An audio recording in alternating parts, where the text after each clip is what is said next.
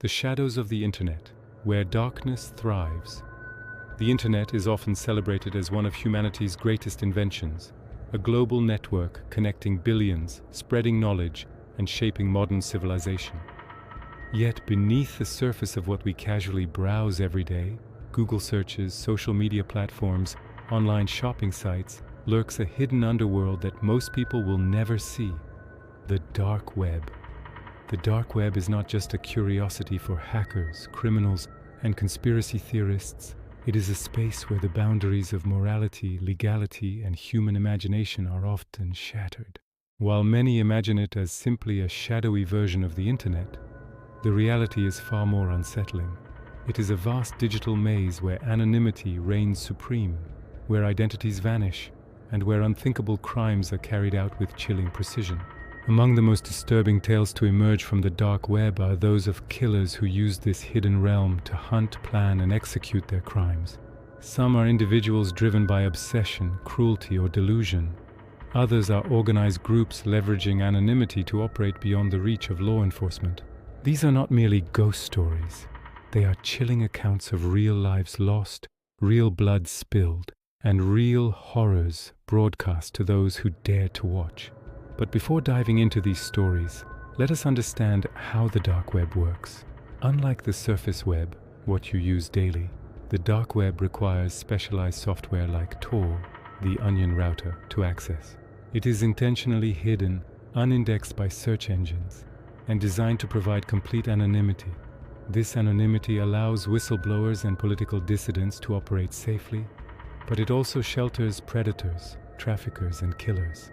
It is in this space, half myth, half reality, that some of the most disturbing crimes of the 21st century have been committed. These stories are not for the faint of heart. What follows is an exploration into cases that blur the line between urban legend and cold reality. Stories that make you question how far human depravity can go when freed from the light of accountability. The fear of the Red Rooms.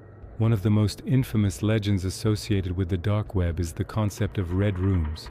According to online whispers, red rooms are live-streamed torture and murder sessions where viewers pay in cryptocurrency to watch and sometimes even vote on how the victim is killed.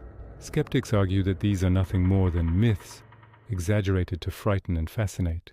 Yet evidence has surfaced suggesting that while many red room links are scams, some may have actually existed. In one case, law enforcement traced servers that allegedly hosted disturbing live content involving violence. Though official proof remains elusive, enough hints exist to terrify anyone brave or foolish enough to click. For law enforcement, proving the existence of red rooms is like chasing shadows. But for victims, the fear is real. Imagine the idea of becoming unwilling entertainment for anonymous spectators, hidden behind screens, laughing, cheering, and paying for your pain. Even if red rooms are rare, the fact that they could exist at all is horrifying enough. And for killers lurking in the dark web, it provides the perfect theater for their fantasies. Case 1. Peter Scully, the face of pure evil. If one name symbolizes the worst of the dark web, it is Peter Scully. An Australian man, Scully moved to the Philippines and became infamous for creating some of the most disturbing child abuse content ever recorded. Material so dark that even seasoned investigators broke down when exposed to it. Scully ran a subscription-based platform where users could pay for increasingly violent content. Among his videos was the notorious Daisy's Destruction, a piece so horrific that it was banned worldwide, with its mention alone striking fear into those who know its contents. Scully's operations exposed the frightening reality that the dark web was not only harboring predators but also allowing them to profit from unimaginable cruelty. His arrest in 2015 revealed the scale of his crimes, yet also raised the terrifying question: how many others like him remain hidden in the shadows? The psychological thrill of murder on the dark web. Why would anyone watch, let alone pay for, such horrors? Psychologists studying dark web crimes suggest that the anonymity and detachment of the screen create a breeding ground for sadistic tendencies. People who might never act violently in real life may indulge in voyeuristic cruelty when hidden by digital masks. For killers themselves, the dark web offers validation. Their crimes are not just acts of violence but performances for an audience. This sense of spectacle, combined with the safety of anonymity, creates a disturbing cycle where the cruelty is amplified for entertainment. The marketplaces of death beyond the myths of red rooms and the atrocities of individuals like Scully lies another chilling truth. The dark web has marketplaces where murder-for-hire services are openly advertised. Imagine browsing a website where, instead of shopping for electronics or clothes, you find listings offering professional hitman services. Prices range from a few $1,000s for a beating to tens of thousands for an assassination. Payments are made in Bitcoin, communications are encrypted, and promises of discretion are absolute. Skeptics argue most of these are scams preying on desperate or angry people. Yet there have been confirmed cases where such services led to real deaths. One infamous site, known as Besa Mafia, became notorious for offering hitman services. While many of its transactions turned out to be scams, law enforcement uncovered evidence that some contracts were indeed carried out. Case 2. The Dark Web Hitman, Alexei T. In 2016, Europol investigated a case involving a man from Eastern Europe who had advertised himself as a professional hitman. Operating under aliases, he accepted cryptocurrency payments and communicated solely through encrypted channels. When caught, investigators linked him to several unsolved murders across different countries. The most chilling detail: his services included bonus packages where clients could request photographs or video proof of the completed job. In at least one confirmed case, such evidence was found. The rise of such individuals demonstrates how the dark web transforms murder into a cold transaction, stripping away any human emotion. To a killer like Alexei, death was simply a service, a commodity in a marketplace of shadows. The communities of horror, equally disturbing, are the communities that form around violence. On forums hidden deep within the dark web, users share guides on torture methods, manuals for avoiding police detection, and even step-by-step instructions on how to dispose of bodies. These are not just isolated ramblings of psychopaths. They are carefully organized, with rankings, reputation systems, and long-term members acting as mentors. In one infamous forum, users competed to describe the most brutal methods of murder, with discussions bordering on ritualistic obsession. The very existence of such spaces shows how the dark web not only enables killers, but also creates cultures of cruelty. Within these echo chambers, violence is normalized, even celebrated. Case 3. Ricardo Lopez, the Björk stalker. While not entirely a dark web case, the disturbing story of Ricardo Lopez highlights how online anonymity feeds obsession. Lopez, an obsessed fan of the singer Björk, documented his descent into madness through video diaries. He eventually attempted to send her a bomb before taking his own life. His case is often referenced in dark web discussions because it demonstrates how digital platforms amplify dangerous obsessions.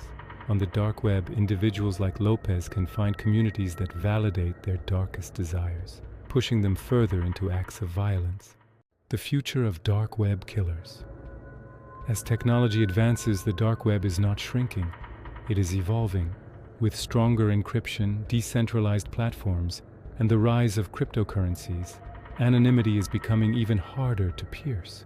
This means that while law enforcement continues to adapt, killers and predators are always one step ahead.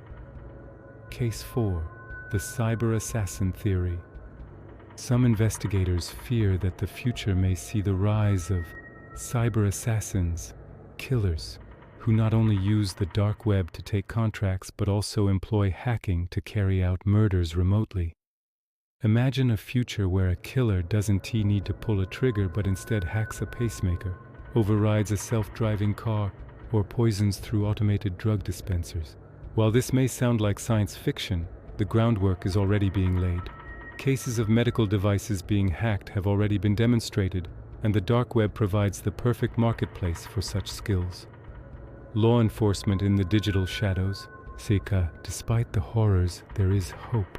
International coalitions like Europol, Interpol, and the FBI have successfully infiltrated and shut down several dark web markets. Operations like Operation Anonymous and Operation Bayonet proved that even in the deepest corners of the internet, no criminal is completely untouchable. Yet the challenge remains immense. Every time a market or forum is shut down, new ones emerge. It is a cat-and-mouse game, with human lives hanging in the balance. The ethical dilemma, the existence of dark web killers, forces us to confront an ethical question. Should the dark web itself exist? On one hand, it provides a safe haven for activists, journalists, and those in oppressive regimes. On the other, it harbors predators, traffickers, and murderers. Eliminating it entirely may not even be possible. Technology tends to resist suppression, and as long as there is demand for anonymity, the dark web will survive. The true battle, then, is not against the tool itself, but against those who abuse it. The haunting legacy. The dark web has forever changed the way we view crime. Killers no longer need dark alleys or secluded woods. They can operate from behind screens, turning violence into an industry. The very thought that someone could be ordering a murder online right now, paying with Bitcoin, and awaiting proof of completion is enough to send chills down anyone's spine. But perhaps the most haunting truth is this: the dark web reflects us. It is not an alien force, but a mirror of humanity's darkest desires. For every marketplace of death, there is a buyer. For every killer, an audience. For every crime, a community willing to watch.